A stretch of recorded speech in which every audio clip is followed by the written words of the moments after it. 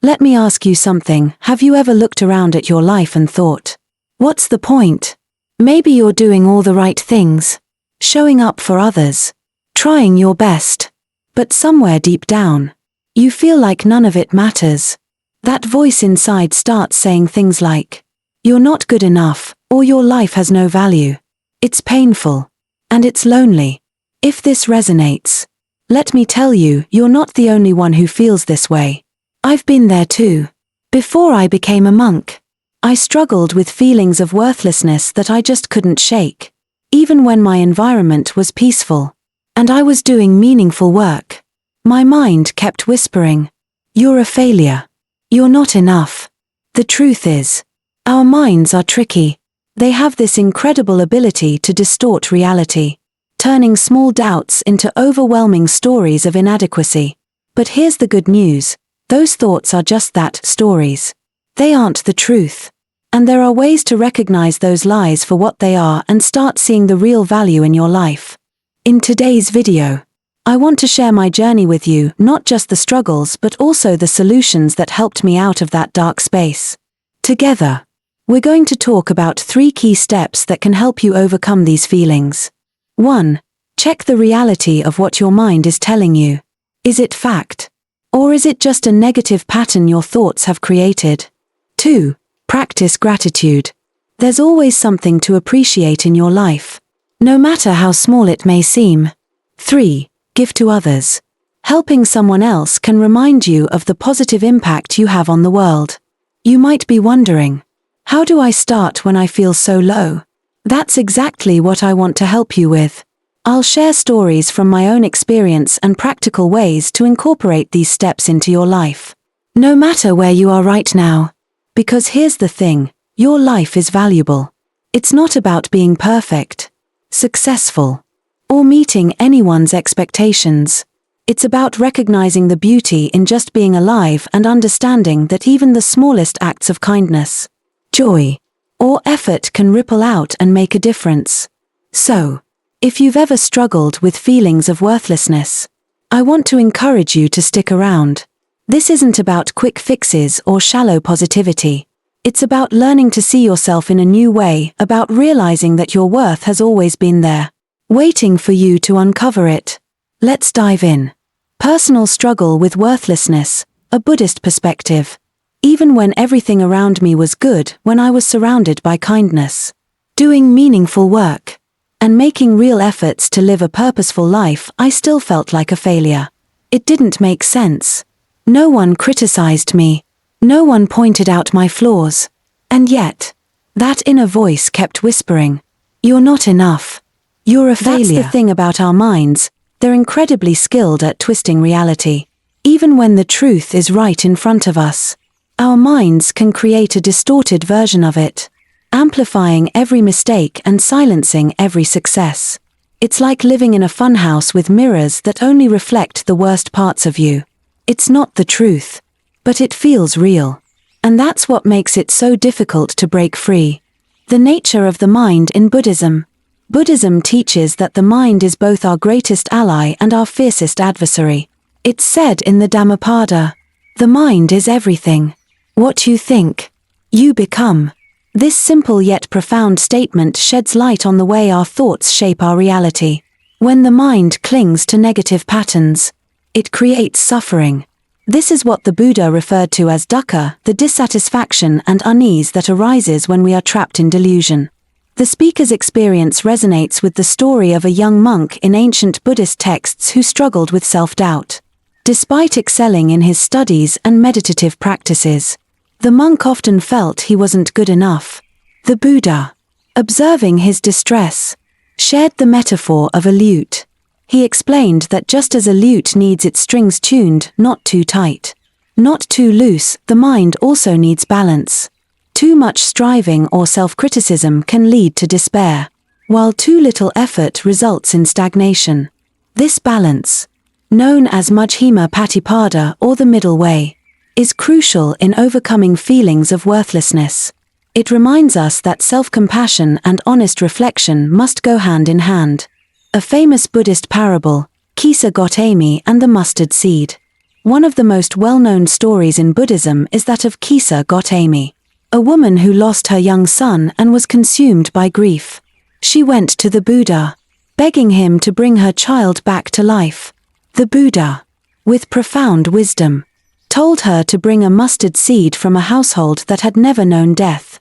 Kisa Gotami knocked on door after door, only to find that every family had experienced loss. Slowly, she realized that suffering is universal, and through this, she found peace. This story highlights an essential truth: we often feel isolated in our struggles, but they are a shared part of the human experience. When the mind tells us we are uniquely broken or unworthy, it blinds us to the collective nature of suffering and the potential for connection and healing. The role of meditation in reclaiming the mind. Meditation is one of the most powerful tools Buddhism offers for untangling the distorted stories our minds create. Through mindfulness, sati, we learn to observe our thoughts without becoming entangled in them. The Buddha once instructed a monk named Sona, who was frustrated by his lack of progress in meditation.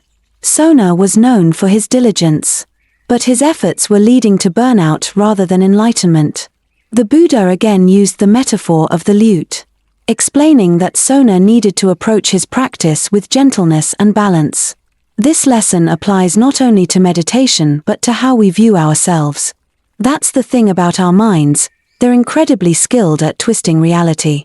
Even when the truth is right in front of us, our minds can create a distorted version of it, amplifying every mistake and silencing every success. It's like living in a funhouse with mirrors that only reflect the worst parts of you. It's not the truth, but it feels real. And that's what makes it so difficult to break free. The nature of the mind in Buddhism. Buddhism teaches that the mind is both our greatest ally and our fiercest adversary. It's said in the Dhammapada, the mind is everything. What you think, you become. This simple yet profound statement sheds light on the way our thoughts shape our reality. When the mind clings to negative patterns, it creates suffering. This is what the Buddha referred to as dukkha, the dissatisfaction and unease that arises when we are trapped in delusion. The speaker's experience resonates with the story of a young monk in ancient Buddhist texts who struggled with self-doubt. Despite excelling in his studies and meditative practices, the monk often felt he wasn't good enough. The Buddha, observing his distress, shared the metaphor of a lute. He explained that just as a lute needs its strings tuned, not too tight, not too loose, the mind also needs balance. Too much striving or self-criticism can lead to despair, while too little effort results in stagnation. This balance, known as Majjhima Patipada or the middle way, is crucial in overcoming feelings of worthlessness. It reminds us that self-compassion and honest reflection must go hand in hand. A famous Buddhist parable, Kisa Gotami and the mustard seed. One of the most well-known stories in Buddhism is that of Kisa Gotami, a woman who lost her young son and was consumed by grief. She went to the Buddha, begging him to bring her child back to life. The Buddha, with profound wisdom, told her to bring a mustard seed from a household that had never known death. Kisa Gotami knocked on door after door, only to find that every family had experienced loss. Slowly, she realized that suffering is universal, and through this, she found peace. This story highlights an essential truth: we often feel isolated in our struggles, but they are a shared part of the human experience. When the mind tells us we are uniquely broken or unworthy, it blinds us to the collective nature of suffering and the potential for connection and healing. The role of meditation in reclaiming the mind. Meditation is one of the most powerful tools Buddhism offers for untangling the distorted stories our minds create. Through mindfulness, sati, we learn to observe our thoughts without becoming entangled in them. The Buddha once instructed a monk named Sona, who was frustrated by his lack of progress in meditation. Sona was known for his diligence, but his efforts were leading to burnout rather than enlightenment. The Buddha again used the metaphor of the lute, explaining that Sona needed to approach his practice with gentleness and balance. This lesson applies not only to meditation but to how we view ourselves. When we meditate, we create space to see our thoughts for what they are, passing phenomena. A thought like, "I'm not good enough," might arise, but through mindfulness, we recognize it as just a thought, not a fact. Over time, this practice weakens the hold of negative patterns and cultivates a sense of inner stability and clarity. Generosity as a path to self-worth. In Buddhism, dana, generosity, is considered a fundamental practice for cultivating merit and breaking the cycle of self-centered thoughts. When we feel worthless, we are often overly focused on ourselves, our perceived flaws, failures, and inadequacies. Acts of giving shift our focus outward, reminding us of our ability to bring joy and value to others. A famous story from Buddhist tradition involves Anathapindika, a wealthy merchant who became one of the Buddha's most devoted lay disciples. Despite his immense wealth, Anathapindika found true happiness not in accumulating riches but in giving to others. He built monasteries, provided food for the monks, and supported those in need. Through his generosity, he discovered a deep sense of purpose and connection. This principle applies universally when we help others, whether through a kind word, a small gesture, or a significant act of service. We begin to see ourselves as part of something greater. Our worth becomes evident in the smiles we bring to others, the relief we provide, and the impact we make. Gratitude, a simple but profound practice. Gratitude is another powerful antidote to feelings of worthlessness. It aligns with the Buddhist teaching of appreciating the present moment and recognizing the blessings in our lives. The Buddha often encouraged his disciples to reflect on the simple yet profound gifts of life, the air we breathe, the food we eat, and the companionship of others. One exercise that can be particularly transformative is keeping a gratitude journal. By writing down 3 things you're thankful for each day, you train your mind to focus on abundance rather than lack. Over time, this practice reshapes your mental patterns, making it harder for feelings of inadequacy to take root. Breaking free from the funhouse mirror. The image of the funhouse mirror, a distorted reflection of our true selves, beautifully captures the experience of worthlessness. In Buddhism, this distortion is referred to as moha, delusion, one of the 3 poisons that keep us trapped in suffering. Overcoming delusion requires both wisdom, panna, and compassion, karuna. Wisdom allows us to see the mind's tricks for what they are, while compassion encourages us to respond to ourselves with kindness. The Buddha himself exemplified this balance, often reminding his disciples that the path to enlightenment is not one of self-punishment but of gentle perseverance and self-understanding. Modern applications, finding meaning in a fragmented world. In today's fast-paced, comparison-driven world, feelings of worthlessness are more common than ever. Social media, with its curated highlight reels, can make us feel like everyone else is thriving while we're falling behind. Buddhism offers a counterpoint to this narrative, urging us to look inward rather than outward for our sense of value. Consider the story of the lotus flower, a symbol often used in Buddhist teachings. The lotus grows in muddy waters, yet it rises above the murk to bloom in purity and beauty. This symbolizes our ability to transcend difficulties and uncover our inner worth, no matter how challenging our circumstances may be. A closing reflection. If you've ever felt like you're not enough, remember this: your mind is powerful, but it doesn't always tell the truth.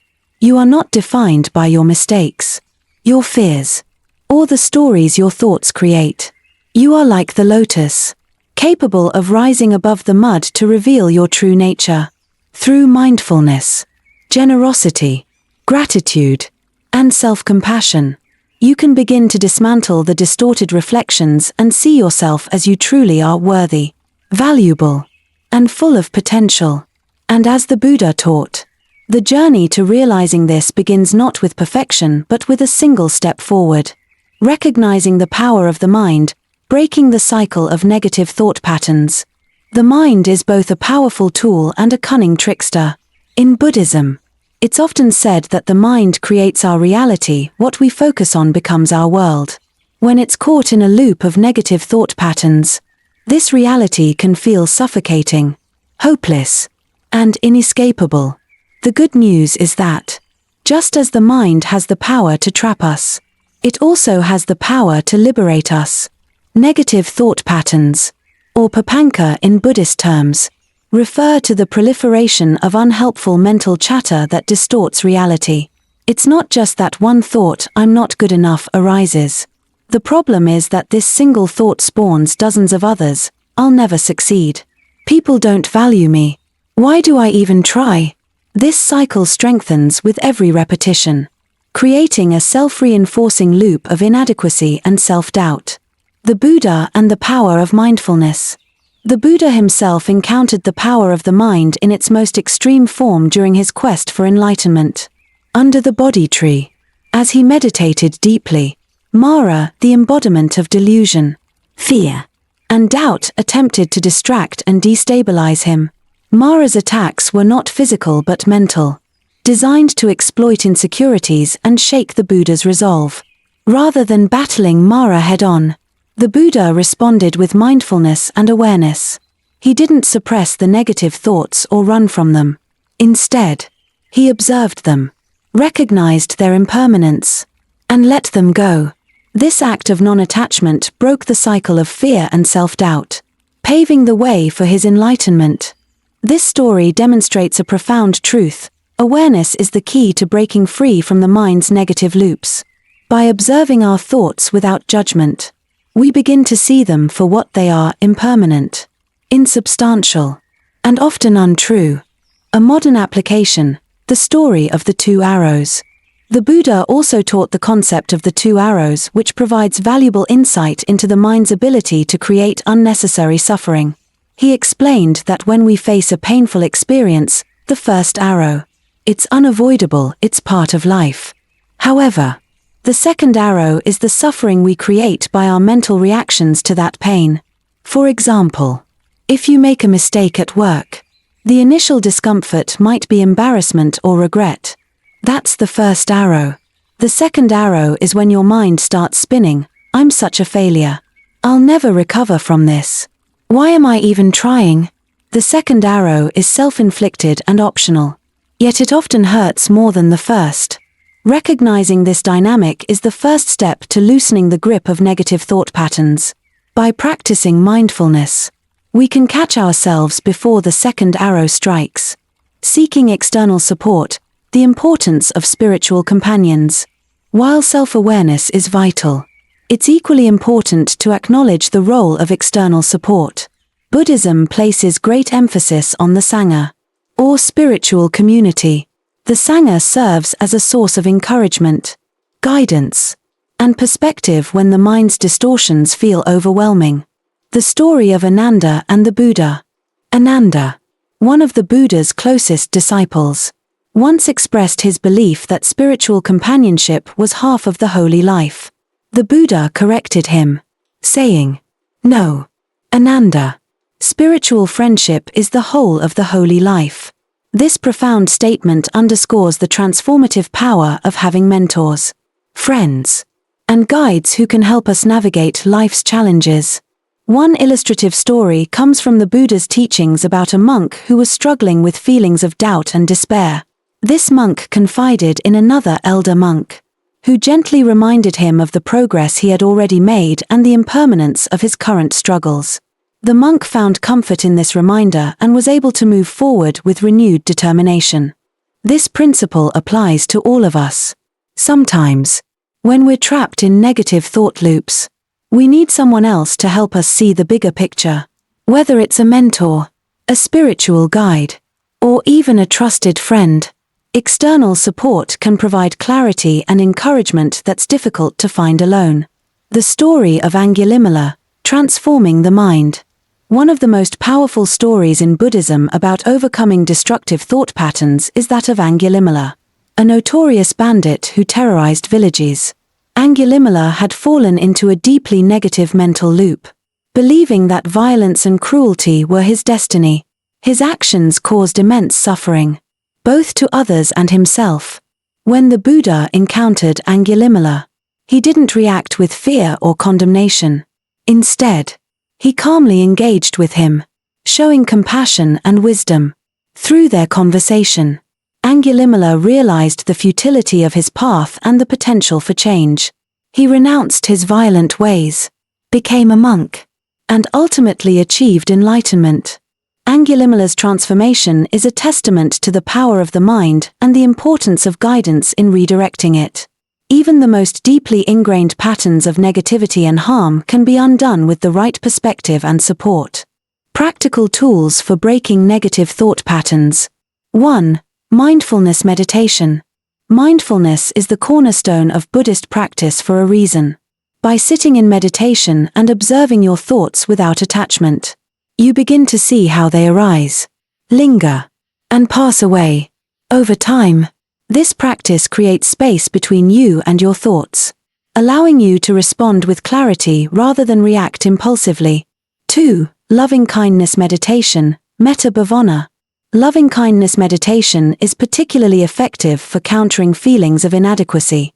By directing kind and compassionate thoughts toward yourself and others, you begin to soften the harsh inner critic.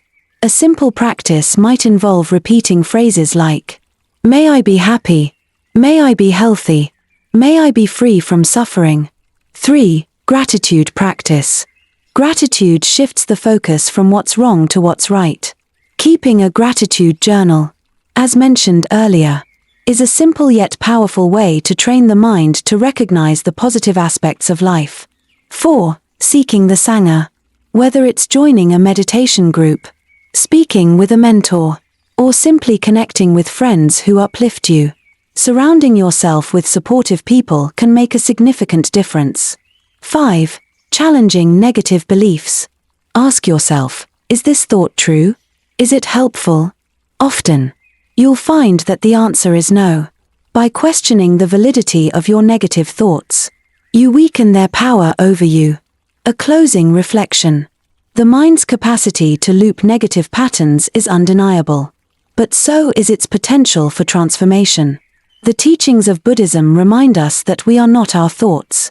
We are the awareness behind them, capable of observing, understanding, and ultimately changing them. By combining mindfulness, external support, and intentional practices like loving kindness and gratitude, we can break free from the prison of self-doubt. And when we do, we discover something profound. Our inherent worth was never in question. It was there all along, waiting for us to see it clearly. As the Buddha said, the mind is everything. What you think, you become. So let's choose thoughts that reflect the truth of who we are: worthy, capable, and full of potential. The role of compassionate listening in Buddhism. Compassionate listening is one of the most transformative acts we can offer or receive. In Buddhism, this practice is deeply tied to the principle of karuna, compassion, emphasizing the importance of truly being present for another's pain without judgment or interruption. The act of sharing one's struggles with a compassionate listener can dissolve feelings of isolation, provide clarity, and foster healing. Let's explore this concept further through the teachings of Buddhism, famous stories from the tradition, and practical applications in modern life. The power of listening, a monk's story. In the early Buddhist texts, there's a story about a young monk named Meghiya. He was eager to achieve enlightenment and decided to meditate in a beautiful grove, believing the serene environment would inspire his practice. However, as he meditated, his mind became flooded with distracting and negative thoughts. Frustrated, Meghiya returned to the Buddha and poured out his struggles. The Buddha didn't interrupt or dismiss Meghiya's frustration. Instead, he listened attentively and then gently reminded him of the conditions needed for spiritual growth, emphasizing the importance of a supportive community. Through this compassionate exchange, Meghiya realized that his impatience and lack of preparation were the true barriers, not the grove itself. This story illustrates how being heard without judgment can bring clarity. The Buddha's compassionate listening allowed Meghiya to see his struggles in a new light. offering him both perspective and guidance. The healing dialogue, the story of Kisagotami. The story of Kisagotami is one of the most profound examples of how compassionate listening can lead to healing. Kisagotami, stricken with grief after losing her only child, went from house to house, desperate to find someone who could bring her son back to life. People mocked her, avoided her, and dismissed her pain. Finally, someone directed her to the Buddha. When she approached the Buddha, instead of dismissing her sorrow or offering immediate advice, he listened to her story with deep empathy. Then, in his wisdom, he told her to bring him a mustard seed from a household that had never experienced death. Kisagotami set out with hope, but as she visited each home, she discovered that death and loss were universal experiences. By the time she returned to the Buddha, she had gained a new understanding of suffering and impermanence.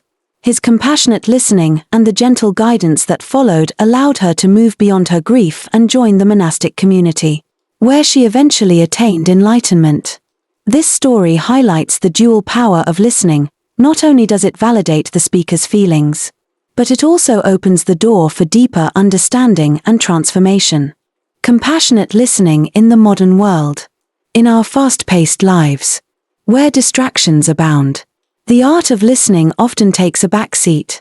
However, Buddhist teachings remind us that listening with full presence is a profound act of kindness.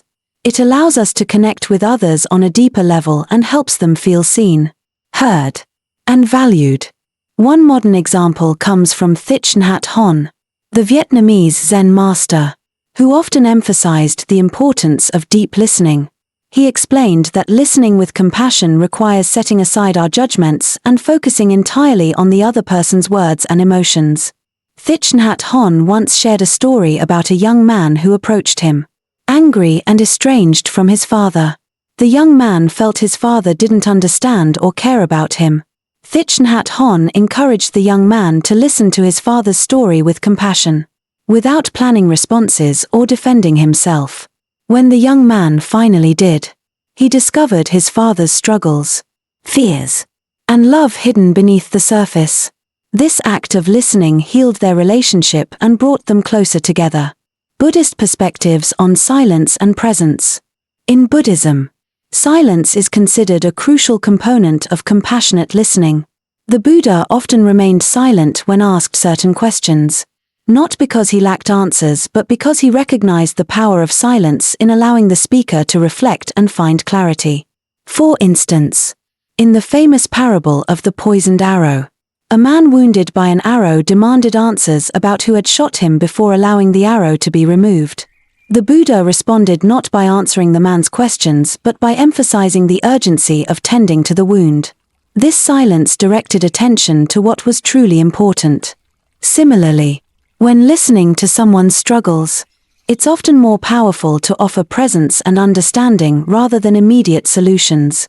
Silence, paired with empathy, creates a space where the speaker feels safe to explore their thoughts and emotions. The listening Buddha, a symbol of compassion. In many Buddhist cultures, the image of the listening Buddha is revered as a representation of compassion. This figure embodies the qualities of non-judgmental attention, patience, and deep empathy.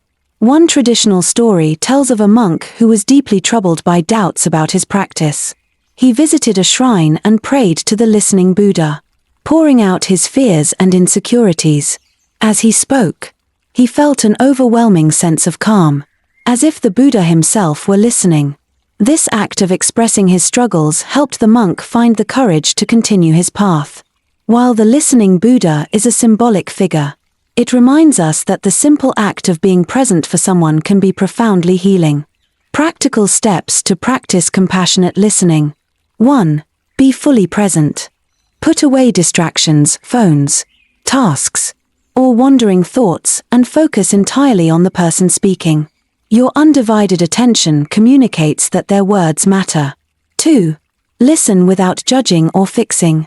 Resist the urge to interrupt, offer solutions, or share your own stories. Simply listen with the intention to understand, not to respond. 3. Acknowledge their feelings. Sometimes, a simple acknowledgement that sounds really difficult or I hear you can make a world of difference. It validates their emotions without minimizing their experience. 4. Practice patience and silence. Allow pauses in the conversation. Silence often gives the speaker the space to process their thoughts and share more deeply. 5. Reflect and clarify. If appropriate, reflect back what you've heard to ensure understanding. For example, it sounds like you're feeling overwhelmed because of situation. Did I get that right? 6. Avoid judgment. Compassionate listening isn't about agreeing or disagreeing. It's about creating a safe space where the speaker feels accepted as they are. Transformative listening in action. The story of King Ashoka. King Ashoka, one of India's greatest Buddhist rulers, provides a powerful example of the transformative power of listening.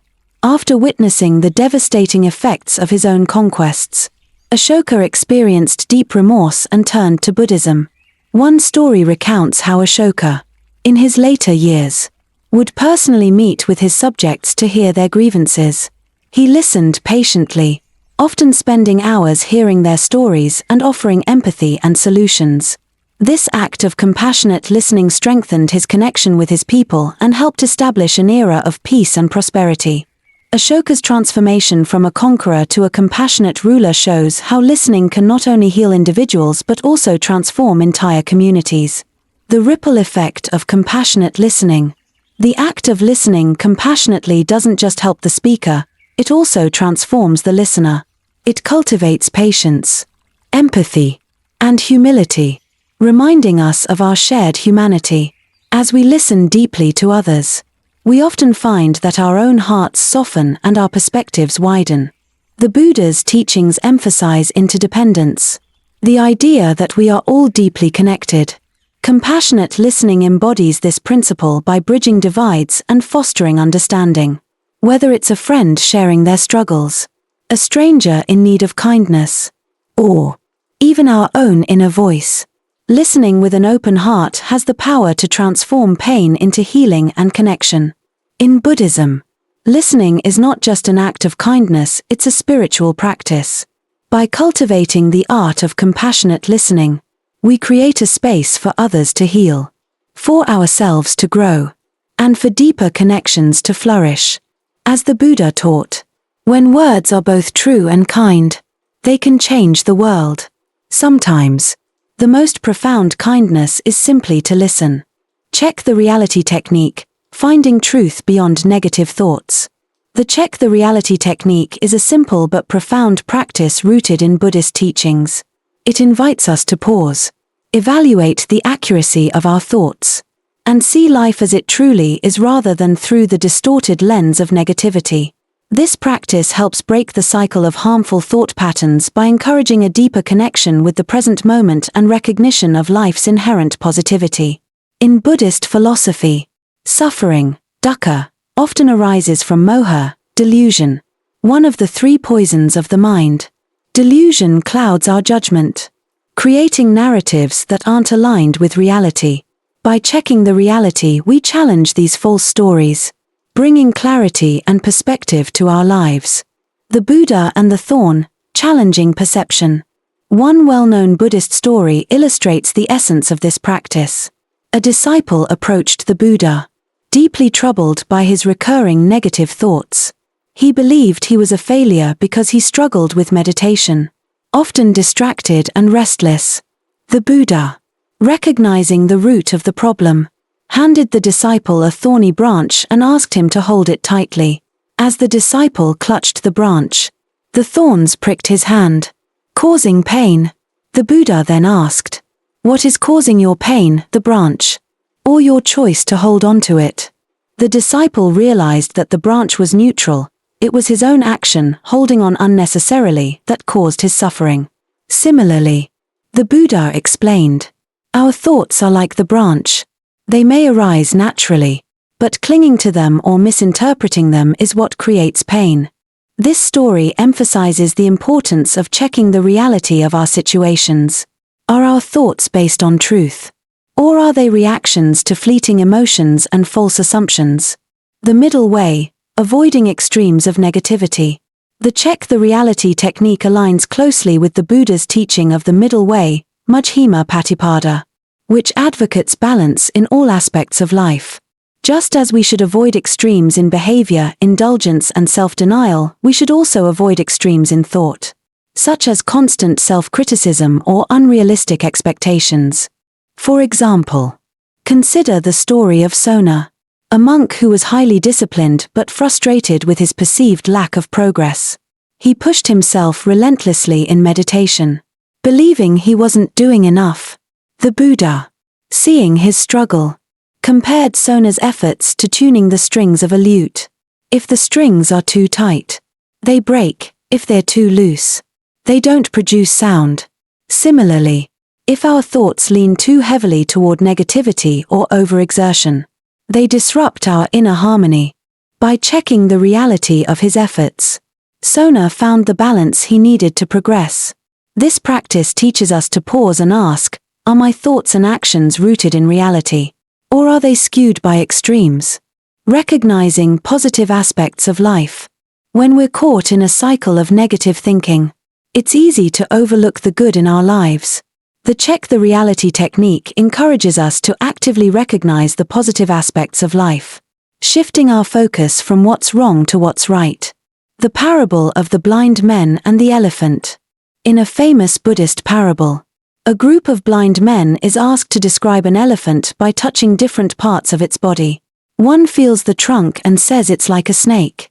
Another feels the leg and describes it as a tree, while another feels the tusk and claims it's like a spear.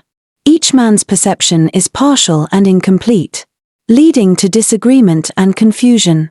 This parable illustrates how our understanding of reality can be limited by our perspective. When we focus solely on the negative aspects of life, we're like the blind men who mistake the part for the whole. By broadening our view and acknowledging life's positive aspects, no matter how small, we gain a more balanced and truthful understanding of reality. Breaking the habit of negative thinking. Buddhism teaches that the mind operates in patterns, samskara, which are deeply ingrained through repetition. Negative thinking, if left unchecked, becomes a habit, much like a path worn into the ground by repeated footsteps. To break this cycle, we must consciously choose a different path. The story of the Buddha and the anguished farmer. One day, a distressed farmer approached the Buddha, complaining about his endless problems, poor crops, family quarrels, and financial struggles. He asked the Buddha for help in eliminating his suffering. The Buddha listened patiently and then said, I cannot help you with your 83 problems. The farmer, confused, asked, what do you mean by 83 problems? The Buddha explained, every person has 83 problems. Some come and go, others remain.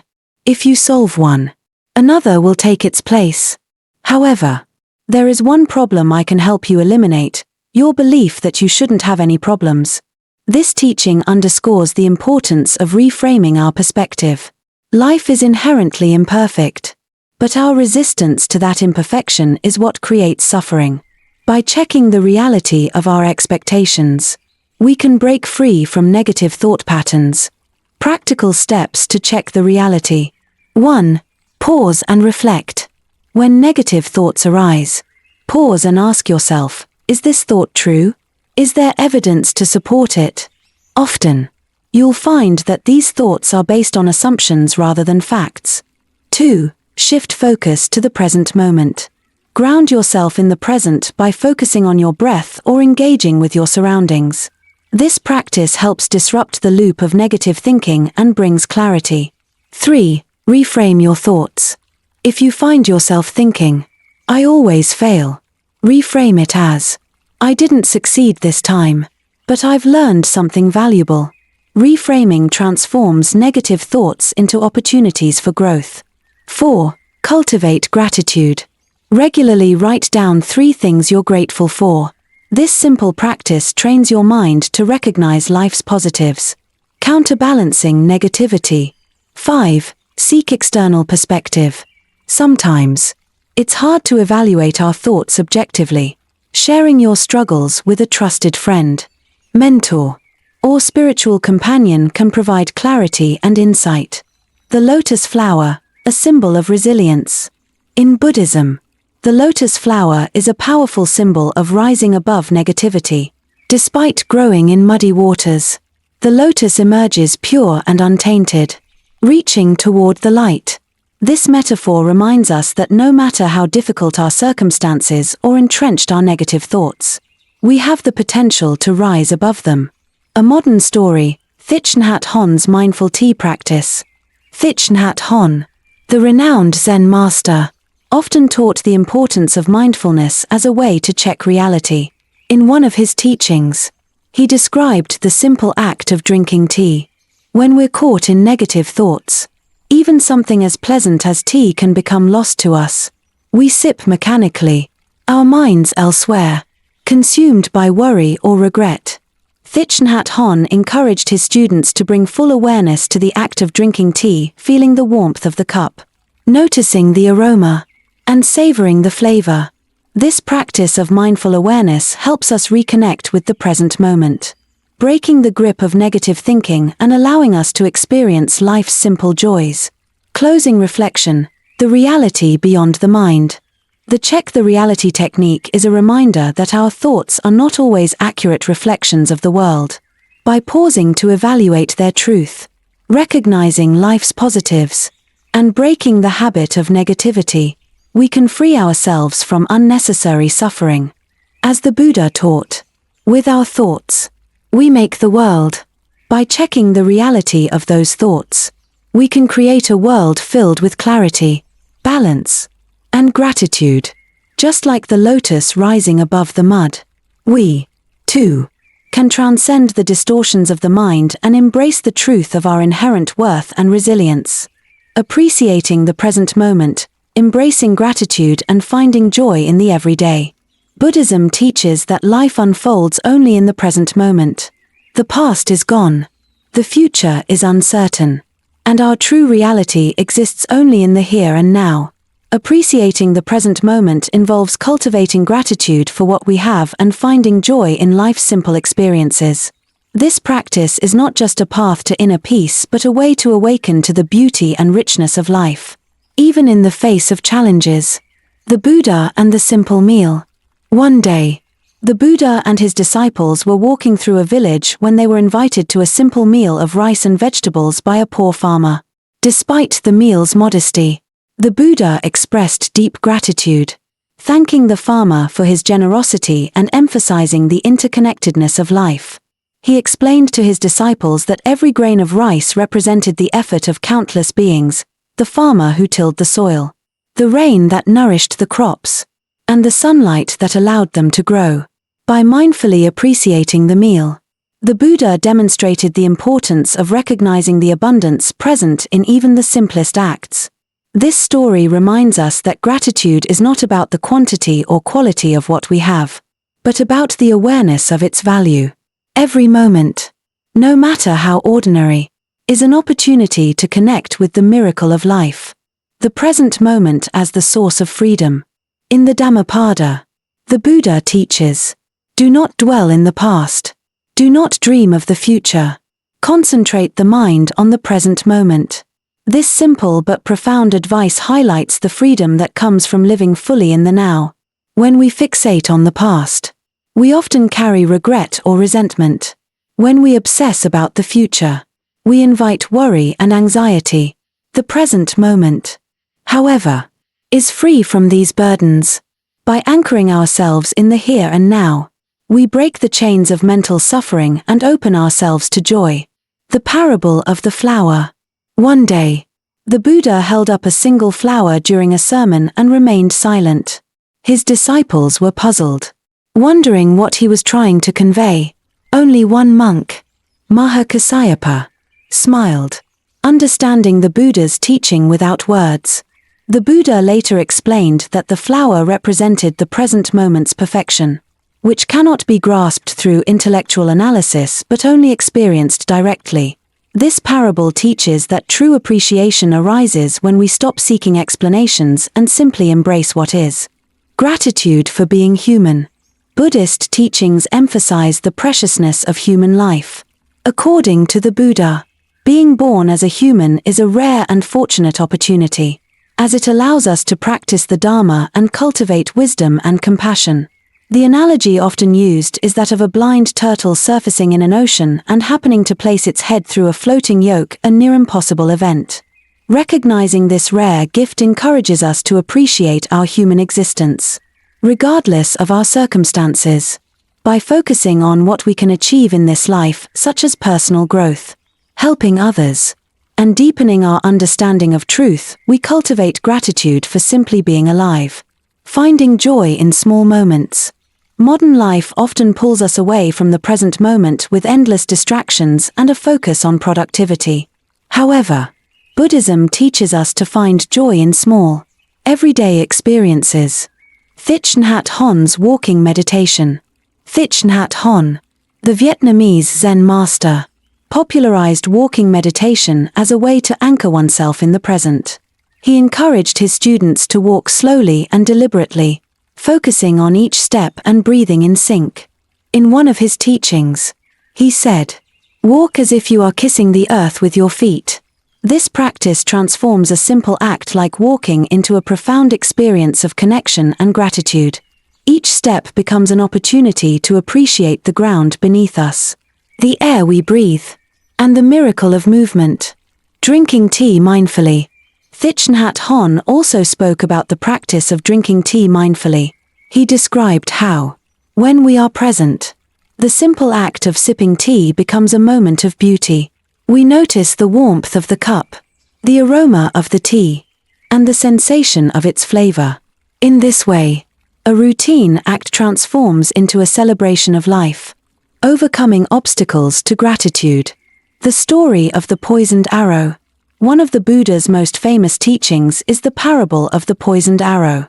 A man struck by a poisoned arrow refused to let anyone remove it until he had answers to all his questions. Who shot the arrow? What kind of wood was the bow made of? What type of poison was used? The Buddha explained that this man would die before receiving his answers. Similarly, when we focus on our grievances or uncertainties, we miss the chance to heal and appreciate life as it is. The teaching encourages us to let go of unnecessary questions and instead engage fully with the present moment. Practical steps to appreciate the present. Mindful breathing. Start with your breath, the most accessible anchor to the present moment. Take a few deep breaths, noticing the sensation of air entering and leaving your body. This practice instantly grounds you in the here and now. Gratitude journal. Each day, write down 3 things you're grateful for. They don't have to be grand, something as simple as a kind smile or a warm meal can shift your perspective. Single tasking. Focus on one activity at a time, whether it's eating, walking, or washing dishes. By giving your full attention to each task, you transform it into an opportunity for mindfulness and appreciation. Nature connection. Spend time outdoors and observe the natural world. Notice the details, a flower in bloom, the sound of birds, or the feeling of sunlight on your skin. Nature's beauty is a reminder of life's interconnectedness. 5. Practice loving kindness. Extend gratitude to others by silently wishing them well. May you be happy. May you be healthy. May you live with ease. This practice cultivates compassion and appreciation for the people in your life. A modern story. The power of small acts. A Buddhist teacher once told the story of a man who felt unfulfilled in life. Every day, he focused on what he lacked: success, wealth, recognition, and felt increasingly bitter. At the teacher's suggestion, he began practicing gratitude, starting with the smallest things: the warmth of his coffee in the morning, the laughter of his children, the kindness of a stranger holding the door. Over time, this practice transformed his perspective. He realized that his life was full of blessings he had overlooked, and he began to approach each day with a sense of wonder and joy. The lotus flower, a symbol of gratitude. In Buddhist symbolism, the lotus flower represents purity and resilience. It grows in muddy water yet emerges pristine and beautiful. reaching toward the light. This imagery reminds us that even in difficult circumstances, there is beauty and positivity to be found. Appreciating the present moment is like nurturing a lotus within ourselves. By recognizing the good in our lives and embracing each moment fully, we allow our inner lotus to bloom, untouched by the mud of negativity. Closing reflection, a life of gratitude. Appreciating the present moment is not about ignoring life's challenges or pretending everything is perfect. Instead, it's about choosing to focus on what is good and beautiful, even in the midst of imperfection. As the Buddha taught, let us rise up and be thankful. For if we didn't learn a lot today, at least we learned a little. If we didn't learn a little, at least we didn't get sick. And if we got sick, at least we didn't die. So, let us all be thankful. Gratitude transforms our perception, helping us see that every moment is an opportunity for joy and growth. By embracing the present, we open our hearts to life's abundance, allowing us to live with greater peace, purpose, and connection. The practice of gratitude, transforming perspective through thankfulness. Gratitude is one of the most transformative practices in Buddhism, offering a direct path to a more joyful and peaceful mind. It shifts our focus from what is lacking to what is abundant, from dissatisfaction to appreciation. In the Buddhist tradition, gratitude is closely tied to mindfulness, sati, as both require being fully present and aware of the blessings in our lives, no matter how small or overlooked they might be. The Buddha often emphasized the importance of recognizing interdependence and appreciating the support we receive from others, nature, and the universe itself. By cultivating gratitude, we align ourselves with this truth, breaking the cycle of negative thoughts and fostering a sense of connection and fulfillment. The power of a gratitude journal. One simple yet profound way to practice gratitude is by keeping a gratitude journal. Writing down what you're thankful for each day reinforces positive thought patterns, trains your mind to notice the good in life, and provides a tangible reminder of the blessings you might otherwise take for granted. Why it works. Shifts focus. When you intentionally list what you're grateful for, you counteract the mind's natural tendency to focus on problems or deficiencies. Strengthens positive neural pathways. Repeatedly acknowledging gratitude rewires the brain to recognize positivity more easily. Encourages reflection. The act of writing slows you down and encourages deeper contemplation of the things that bring you joy or meaning. Gratitude in Buddhist teachings. In Buddhist practice, gratitude extends beyond individual benefit to recognizing the broader web of connections that sustain us. The Buddha often spoke about katanuta, or gratitude, which literally means knowing what has been done for you. It's a practice of acknowledging not only the kindness of others but also the efforts, sacrifices, and interdependence that make our lives possible. The Buddha and the debt to parents. In the Sigalovada Sutta, the Buddha discusses the importance of being grateful to one's parents, likening it to an unrepayable debt. Parents provide life, care, and guidance, and their contributions should be met with appreciation and respect. This teaching encourages reflecting on the often overlooked sacrifices and love of those who have nurtured us. A famous story tells of a monk who carried his paralyzed mother on his back for years, providing for her needs out of gratitude. The Buddha praised this monk's actions, stating that no matter how much effort we make, we can never fully repay our parents. However, the act of gratitude itself is transformative, nurturing humility and love. Gratitude for the Dharma. Gratitude in Buddhism also extends to the teachings of the Dharma. Practitioners are encouraged to reflect on the Buddha's wisdom and the sacrifices he made to discover and share the path to liberation. This gratitude isn't merely an intellectual acknowledgement but a deep emotional connection to the teachings that guide us toward a more awakened life. One story recounts how the Buddha spent countless lifetimes as a Bodhisattva, practicing compassion and selflessness to prepare for his role as the Enlightened One. This commitment exemplifies the boundless generosity that practitioners are encouraged to honor and emulate in their own lives. The gratitude of Anathapindika. Anathapindika, one of the Buddha's most devoted lay disciples, is a powerful example of living with gratitude. A wealthy merchant, Anathapindika used his resources to support the Buddha and the Sangha, providing monasteries, food, and supplies. Despite his wealth, his actions weren't motivated by obligation but by deep gratitude for the Dharma and the opportunity to serve others.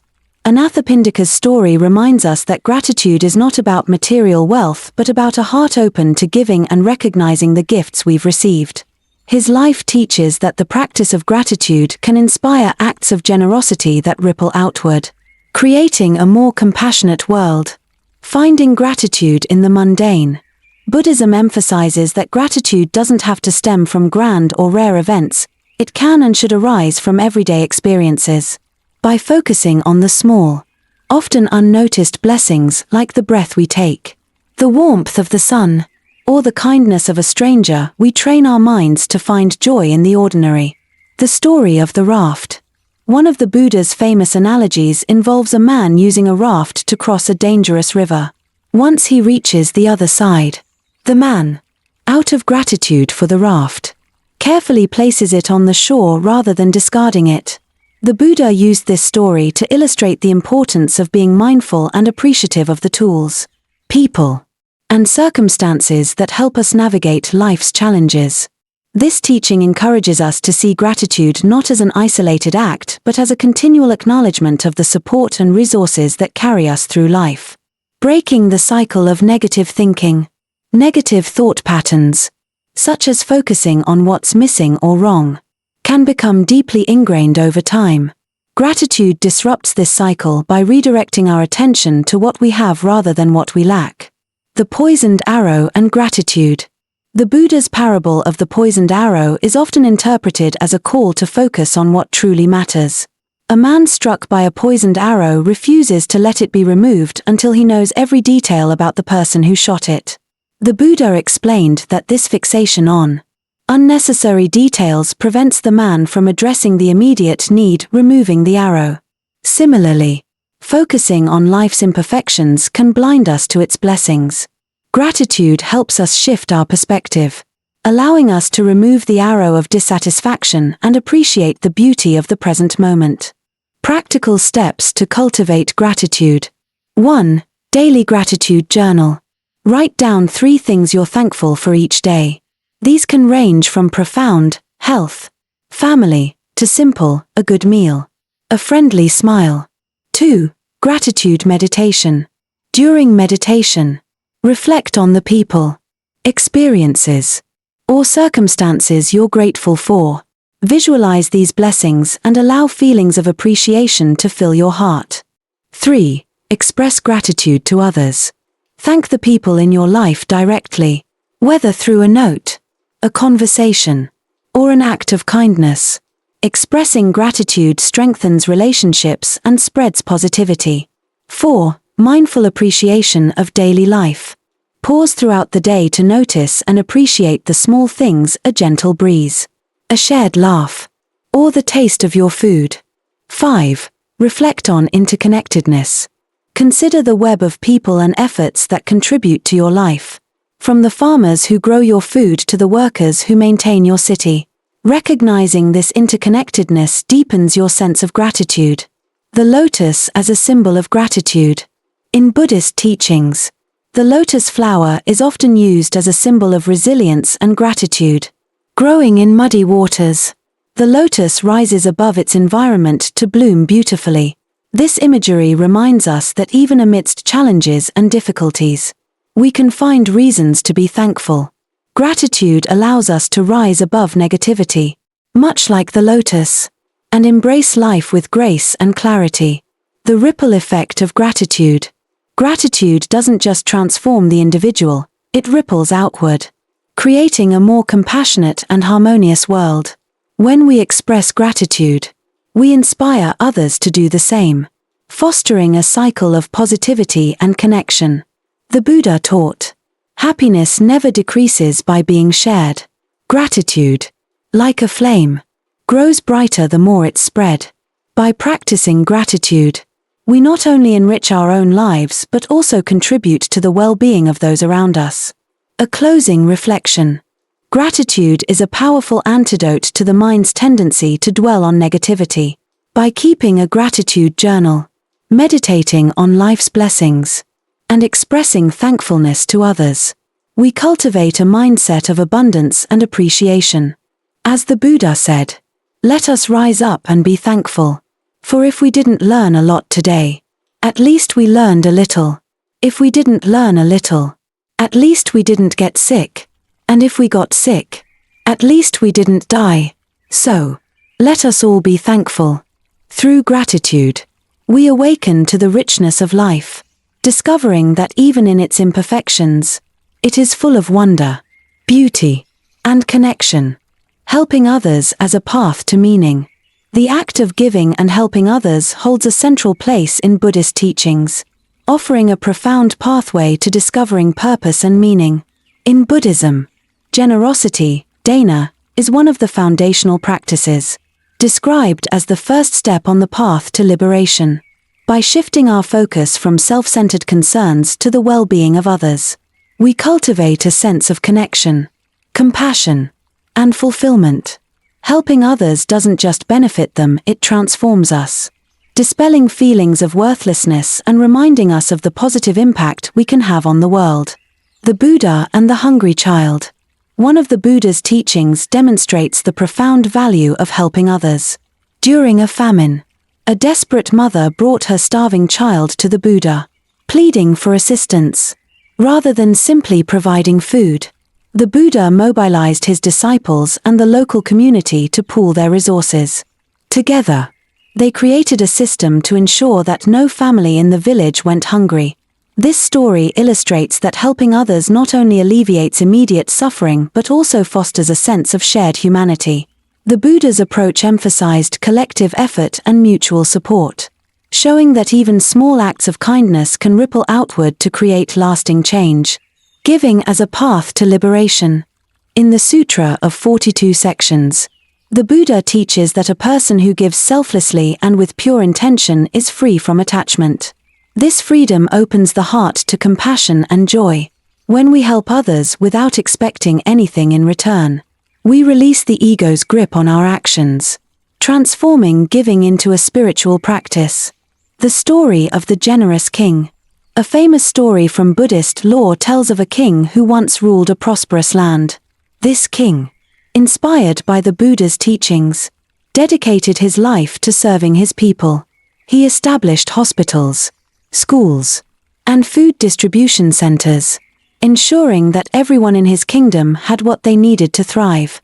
As the king aged, he was asked whether he regretted not indulging more in his personal desires or amassing wealth for himself. The king replied, "The joy I see in the faces of my people is the greatest treasure I could ever possess. Helping them has given my life meaning far beyond anything material." This story highlights the deep fulfillment that comes from contributing to the happiness and well-being of others. It reminds us that generosity, when done with a pure heart, enriches the giver as much as the recipient. Helping others as a remedy for worthlessness. Feelings of worthlessness often stem from an inward focus, ruminating on one's perceived inadequacies or failures. Helping others redirects this focus outward, offering a tangible way to experience one's value. Witnessing the positive impact of our actions provides a clear counterargument to negative self-perceptions. The parable of the mustard seed. In the story of Kisa Gotami, a woman consumed by grief after losing her child, the Buddha encouraged her to collect a mustard seed from a household that had never experienced death. As Kisa visited home after home, she realized the universality of suffering. Through this process, her perspective shifted, and she found solace in helping others who shared her pain. This story teaches that helping others not only alleviates their suffering but also brings clarity and purpose to our own struggles. By stepping out of our own pain and extending compassion, we find healing and a renewed sense of meaning. Compassion in action, the Bodhisattva ideal. In Mahayana Buddhism, The Bodhisattva is a being who vows to delay their own enlightenment to help all sentient beings achieve liberation. This selfless commitment to the welfare of others exemplifies the highest form of generosity and compassion. The story of Avalokiteshvara. Avalokiteshvara, the Bodhisattva of compassion, is one of the most revered figures in Buddhist tradition. According to legend, Avalokiteshvara vowed to alleviate the suffering of all beings, no matter how great the effort. At one point, overwhelmed by the magnitude of suffering in the world, Avalokiteshvara's body shattered into pieces. However, through the power of his compassion, he was reborn with 1,000 arms and eyes, allowing him to see and help countless beings simultaneously. This story serves as a reminder of the transformative power of helping others. It teaches that even when the task seems insurmountable, the act of giving creates strength, resilience, and boundless compassion. Modern applications, small acts, big impact. Helping others doesn't always require grand gestures or significant resources. Small acts of kindness can have a profound impact, both on the recipient and the giver. A traveling monk once encountered a poor farmer struggling to carry a heavy load. The monk offered to carry the load to the farmer's home. Though this act was simple, it left a lasting impression on the farmer, who later became a devoted supporter of the local monastery. The monk's kindness not only alleviated the farmer's burden but also inspired gratitude and a sense of connection. This story illustrates that even small, thoughtful actions can create ripples of positivity and meaning. Practical ways to help others. Volunteer your time, whether it's at a local shelter, school, or community event. Offering your time and skills is a direct way to make a difference. Be present for someone in need. Sometimes, simply listening to someone's struggles or offering a kind word can be incredibly impactful. Share what you have. Generosity doesn't have to be material. Sharing knowledge, resources, or even your energy can have profound effects. Support your community. Engage in activities that benefit your neighborhood or local environment, such as cleaning public spaces or organizing community events. Practice compassionate communication. Approach interactions with empathy, patience, and understanding, fostering harmony and support. The ripple effect of helping others. One of the most beautiful aspects of helping others is its ripple effect. Acts of kindness inspire further acts of kindness, creating a chain reaction of positivity. Buddhism teaches that generosity is not only an individual virtue but also a collective force for good. The story of the bamboo grove. According to Buddhist legend, the Bamboo Grove Monastery was established through the generosity of a wealthy merchant who donated the land after being inspired by the Buddha's teachings. This act of giving created a space where countless people over generations could practice the Dharma, fostering enlightenment and peace.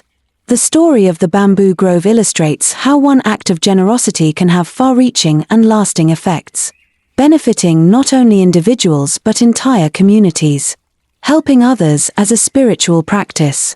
In Buddhism, helping others is more than an ethical duty, it is a spiritual practice that purifies the mind and deepens one's connection to the Dharma. By focusing on the well-being of others, we transcend the ego, align with the principles of compassion and interconnectedness, and experience the profound joy of selfless service. Closing reflection, meaning through compassion. Helping others is one of the most direct and powerful ways to find meaning in life. It reminds us that we are interconnected and that our actions, no matter how small, can make a difference. As the Buddha said, thousands of candles can be lit from a single candle, and the life of the candle will not be shortened. Happiness never decreases by being shared. By giving selflessly, we not only light up the lives of others but also illuminate our own path, discovering that true meaning lies not in what we take but in what we give. Cultivating compassion, the heart of Buddhist practice.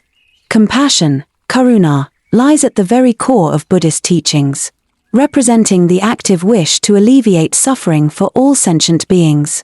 It's more than just an emotion, It's a practice that fosters a deep sense of interconnectedness and encourages us to act selflessly. Compassion is the antidote to cruelty, indifference, and the suffering caused by selfish desires. As the Buddha taught, cultivating compassion not only helps others but also liberates the one who practices it.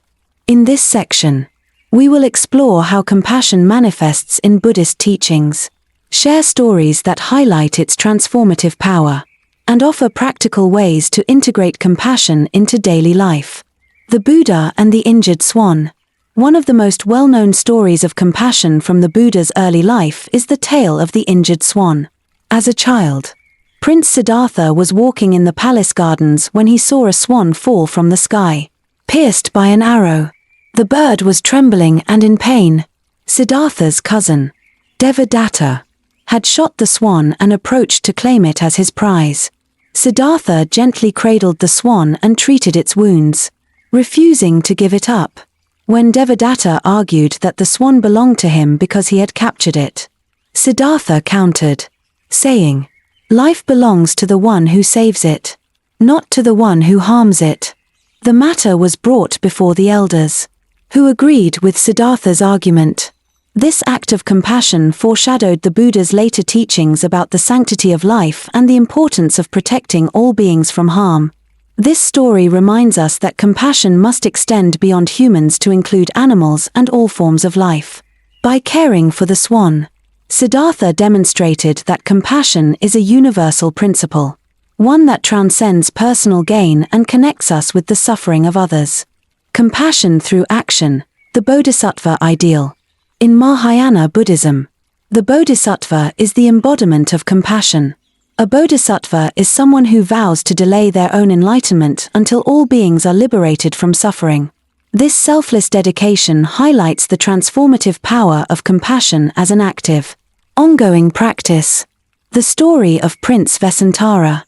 One of the Jataka tales recounts the life of Prince Vesantara, who exemplified ultimate compassion and generosity. Vesantara gave away everything he had, his wealth, his kingdom, and even his family, to help those in need. Though his actions caused him personal hardship, his unwavering compassion inspired countless others. The story of Vesantara teaches that true compassion often involves personal sacrifice and a commitment to prioritizing the well-being of others over one's own comfort. It challenges us to ask, how far are we willing to go to alleviate the suffering of others? Compassion as a response to suffering. The Buddha's first teaching, the Four Noble Truths, begins with an acknowledgement of suffering, dukkha. Rather than turning away from suffering, the Buddha taught that we must face it with compassion. By recognizing the shared nature of suffering, we develop empathy and a desire to help others. The parable of the burning house. In the Lotus Sutra, the Buddha tells the parable of a wealthy man whose house is on fire. His children are inside, playing, unaware of the danger. The man calls to them to come out, but they ignore him. To save them, he uses skillful means, offering them toys and promises of gifts to lure them out of the house. This parable illustrates compassion in action. The wealthy man symbolizes the Buddha, who uses various teachings to guide beings away from the fires of suffering. Compassion often requires creativity, patience, and the willingness to meet others where they are. Practical ways to cultivate compassion.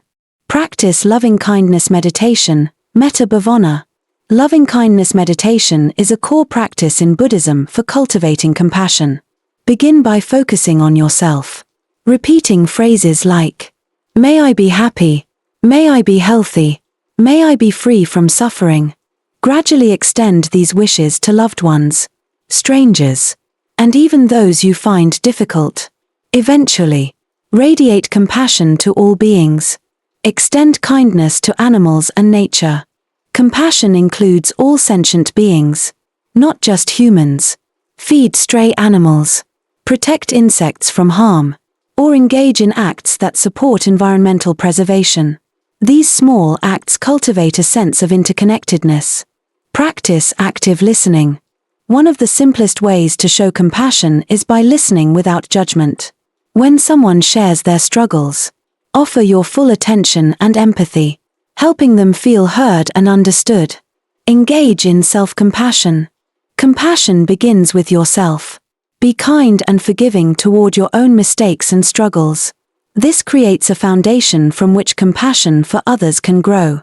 Compassion in everyday life, a modern example. Thich Nhat Hanh, the Vietnamese Zen master, often emphasized that compassion begins with small, intentional actions. He shared a story about walking through a war-torn village and encountering a crying child. Instead of hurrying past, he sat with the child, offering comfort and calm. Thich Nhat Hanh taught that compassion isn't about grand gestures, it's about being fully present for another's pain. Whether through a smile, a kind word, or a helping hand, every act of compassion contributes to alleviating suffering. The ripple effect of compassion. Compassion has a transformative ripple effect. When we act with kindness, it inspires others to do the same, creating a chain reaction of positivity and connection. The Bamboo Grove Monastery. The Bamboo Grove Monastery, one of the earliest Buddhist monasteries, was established through the generosity of a wealthy merchant named Kalanda. Inspired by the Buddha's teachings, Kalanda donated his land to create a sanctuary for the Sangha monastic community. This act of compassion provided a space where countless people could learn and practice the Dharma, creating ripples of enlightenment and peace that continue to resonate today. This story reminds us that even a single act of compassion can have far-reaching effects, benefiting generations to come. Compassion beyond borders, Avalokiteshvara, the Bodhisattva of compassion. Avalokiteshvara, known as the Bodhisattva of compassion, embodies the boundless nature of karuna. Legends say that Avalokiteshvara vowed to alleviate the suffering of all beings. Overwhelmed by the enormity of this task, he shattered into pieces. Yet, through the power of compassion, he was reborn with 1,000 arms and eyes, symbolizing his infinite ability to see and respond to suffering everywhere. This story teaches us that while compassion may seem overwhelming at times, it has the power to renew and strengthen us. By focusing on even small acts, we contribute to the collective alleviation of suffering. Closing reflection, living a life of compassion. Compassion is not a one-time act, it is a way of being. It requires patience, courage, and the willingness to confront suffering head-on. As the Buddha taught, if your compassion does not include yourself, it is incomplete. Cultivating compassion begins with small, intentional acts and grows into a profound way of living that benefits all beings. Through stories like the Buddha and the injured swan, Prince Vesantara's generosity, and the teachings of Avalokiteshvara, we see that compassion is both a practice and a transformative force. It connects us to others, heals our own hearts, and brings meaning to our lives. By embodying compassion, we become part of a greater whole, contributing to a world where suffering is met with love and kindness. The wisdom of letting go, overcoming attachments. One of the most transformative teachings in Buddhism is the practice of letting go. At its core, Buddhism teaches that suffering, dukkha, arises from clinging, whether it's to material possessions, relationships, ideas, or even our own sense of self. Letting go doesn't mean renouncing life or abandoning our responsibilities. Instead, it involves releasing the tight grip of attachment that causes dissatisfaction, freeing us to experience true peace and happiness. The story of the empty cup. One of the most well-known Zen stories about letting go is the tale of the empty cup. A professor visited a Zen master to learn about Buddhism, but instead of listening, the professor filled the air with his own knowledge and opinions. The Zen master quietly poured tea into the professor's cup. When the cup overflowed, the professor protested. "The cup is full. No more will fit." The Zen master replied, "Like this cup, you are full of your own ideas. How can I teach you unless you first empty your cup?" This story illustrates the importance of letting go of preconceived notions and attachments to our own beliefs. When we hold too tightly to what we think we know, we close ourselves off to new insights and growth. Letting go creates space for wisdom, clarity, and transformation. Attachment as the root of suffering. In the second noble truth, the Buddha identified tanha, craving, as the cause of suffering. This craving manifests as clinging to things we desire and rejecting things we dislike. Whether it's the attachment to success, relationships, or material wealth, these cravings create a cycle of dissatisfaction because nothing in life is permanent. The parable of the mustard seed. The story of Kisa Gotami is a powerful example of the pain caused by attachment. Kisa Gotami, devastated by the death of her young son, sought a way to bring him back to life. The Buddha instructed her to collect a mustard seed from a household that had never experienced death. As she went door to door, she realized that every family had suffered loss. This understanding allowed her to let go of her attachment to her son and accept the impermanence of life. The lesson of this parable is clear: clinging to what we cannot control only deepens our suffering. Letting go doesn't mean forgetting or ignoring our pain, it means finding peace in the reality of impermanence. The monkey trap, a metaphor for attachment. In a traditional Buddhist parable, a hunter traps monkeys by placing food inside a narrow-mouthed jar. The monkeys reach into the jar, grasp the food, and find themselves unable to remove their hands without letting go of the prize. Trapped by their greed, they cannot escape. This metaphor highlights how our attachments hold us captive. Whether it's an unhealthy relationship, a fixation on material wealth, or a stubborn belief, our unwillingness to let go keeps us stuck. Freedom comes only when we release our grip. Practical applications of letting go. Release old grudges. Holding on to resentment harms no one more than ourselves. By forgiving others, not as an endorsement of their actions but as a way to free ourselves from the burden of anger, we create space for healing. Reflect on relationships or situations where forgiveness might bring peace. Simplify your life. The physical act of decluttering mirrors the mental act of letting go. By releasing possessions that no longer serve us, we practice non-attachment and foster clarity. Ask yourself, do I truly need this? Or am I holding on to it out of habit or fear? Practice letting go in meditation. During meditation, notice when thoughts arise. Instead of clinging to them, visualize them as clouds passing across the sky. This practice trains the mind to release attachments and remain centered. Cultivate gratitude. Attachment often stems from a sense of lack. By focusing on what we have rather than what we desire, we shift our perspective and reduce clinging. Stories of letting go in Buddhist tradition. The story of the Buddha leaving the palace. One of the most profound examples of letting go is the Buddha's own life story. Born into a life of luxury, Prince Siddhartha was surrounded by wealth, comfort, and privilege. Yet, he felt a deep dissatisfaction, knowing that these pleasures were fleeting and incapable of providing lasting happiness. At the age of 29, he left the palace and renounced his royal life to seek enlightenment. This act of letting go wasn't an abandonment of responsibility but a recognition that clinging to material wealth and worldly pleasures would not bring true freedom. The Buddha's journey reminds us that letting go often requires courage and trust. By releasing what no longer serves us, we open ourselves to greater possibilities. The story of the rope. In another teaching, the Buddha compared attachment to holding onto a burning rope. The tighter we cling, the more pain we endure. The simple act of letting go frees us from suffering.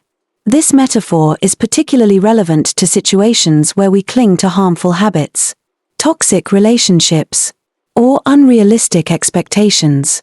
Letting go doesn't mean we stop caring, it means we stop causing ourselves unnecessary pain. The illusion of control.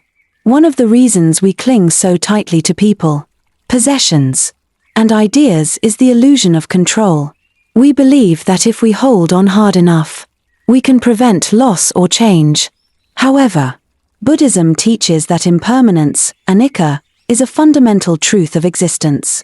Everything is in constant flux, and nothing remains the same. The parable of the river.